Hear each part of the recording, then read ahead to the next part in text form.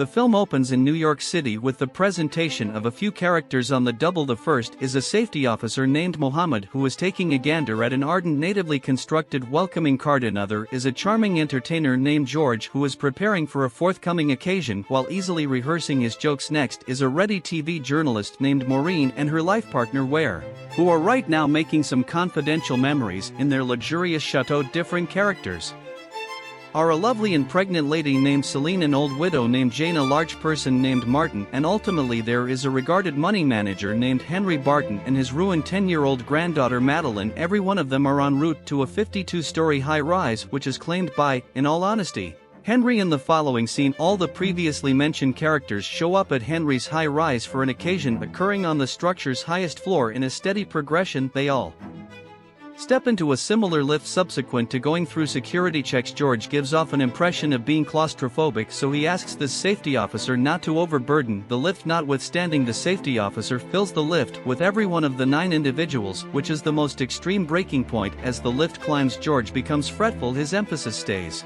fixed on the climbing floor numbers. Martin attempts to comfort him, saying that he has been utilizing the lift since a long time back and it has never led to any issues. Fast Dick thump on what goodness, there's no wood. You're undeniably bone to strengthen what is going on for George. The devilish Madeline presses the crisis stop button, making the lift stop unexpectedly. Thus Georgia loses it and starts chastening the little kid. Henry steps in to protect his granddaughter, saying that it was a mishap, yet George realizes that she did it deliberately. Luckily, before the circumstance goes crazy, Mohammed figures out how to quiet everybody down. He then encourages Henry to press the restart button, which he does anyway. Amazingly, the lift doesn't move. Overreacted Henry presses the button for the hall floor, bringing about a slight drop before one more end. As of now point, George's claustrophobia grows into all-out alarm, so he starts reprimanding Madeline utilizing swear words. This rankles Henry, provoking him to terminate George from his humorous job. Anyway, this doesn't influence George since he simply needs to escape this lift. When the lift doesn't move, Henry presses the radio button and alarms security about it. In the wake of learning of the issue, the security says that he will dispatch a support team. As they hang tight for the help, the gathering begins to converse with one another, cultivating a feeling of association among them. Henry says that he's regarding to resign from his situation and carry on with a tranquil life from here onward. He simply needs to track down a fit replacement quickly, sooner or later. The pregnant woman Celine feels an earnest need to utilize the restroom, unfit to hang on anymore. She chooses to involve her sack as an ad-libbed latrine. The other individuals dismiss, while Martin liberally involves his jacket to guarantee security. Amidst this, Madeline investigates and offers a discourteous comment, yet her granddad quiets her down. Gen Alpha won't ever learn regard and the world will kick the bucket.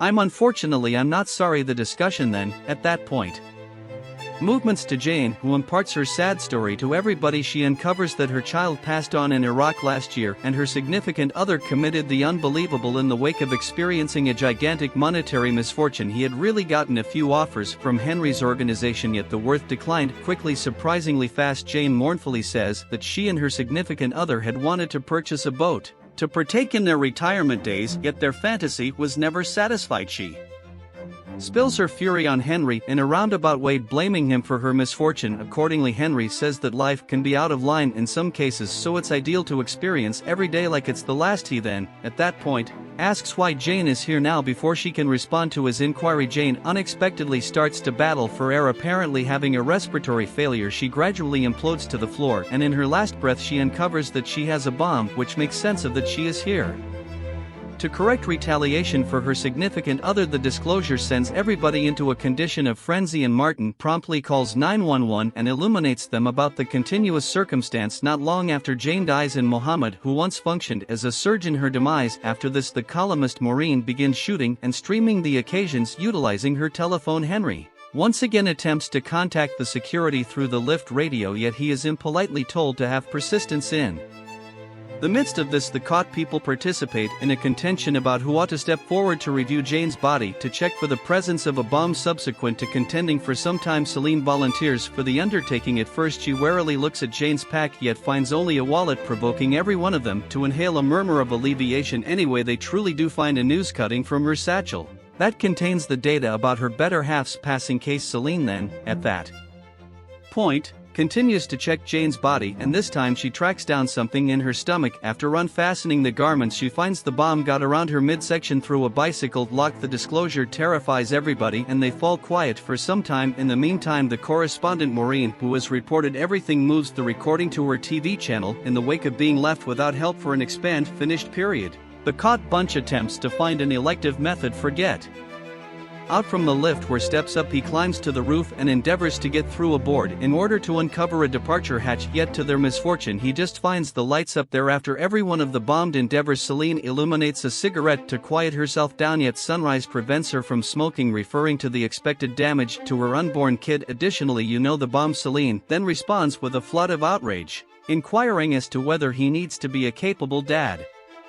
Now this eruption grabs Maureen's eye, and she thinks that her life partner was having an unsanctioned romance with the lady. When she gets some information about it, he reluctantly uncovers that he and Celine were without a doubt having an unsanctioned romance in the past. What's more, he additionally recognizes the chance of being the dad of Celine's unborn kid. This stunning admission leaves Maureen in a condition of personal disturbance. In the rest of the world, the video film recorded by Maureen gets the story, which is communicated as letting the cat out of the bag all around the country. The bomb section of Land, who is answerable for making the dangerous gadget for Jane, additionally sees the transmission, after which he looks exceptionally stressed and blameworthy. In the meantime, the caught bunch opens the entryway in a strong way to look at, assuming there is a way. After doing so, they see a little opening above and a break endeavors to move out anyway. His work ends up being purposeless as the opening is too little. Following this, he utilizes Jane's stick and stretches his hand to the fullest in order to arrive at the lift button outside. He is going to arrive at the button, and yet Madeline quickly presses a few buttons on the control board from inside. As a result, the lift's brakes separate, sending the lift plunging a few stories. The brutal plummet cuts off Dade Brake's arm, and the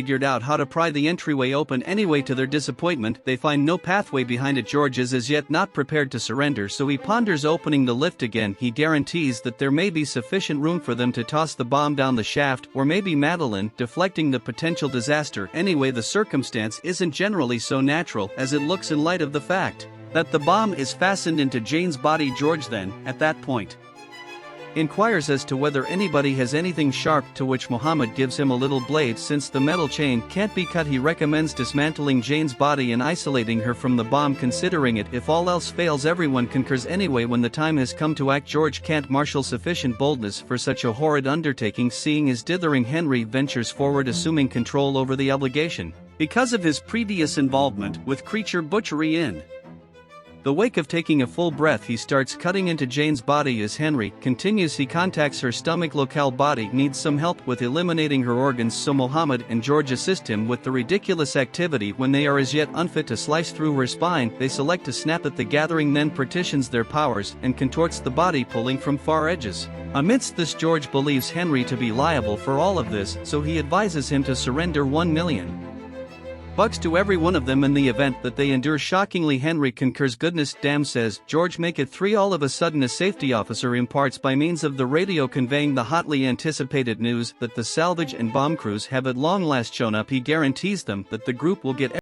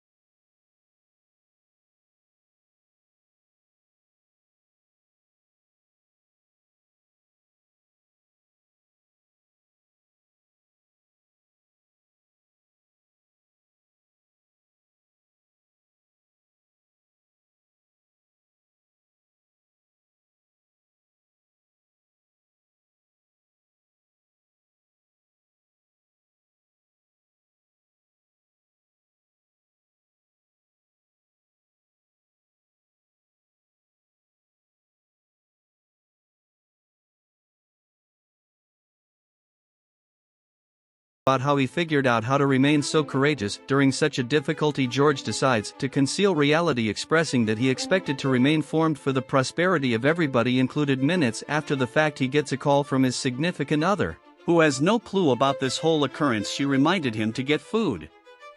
Returning, George likewise unveils nothing to her and basically concurs prior to leaving. Buy in for additional recordings like this, turn on warnings and pass on a like to help the feed out. Thank you for observing.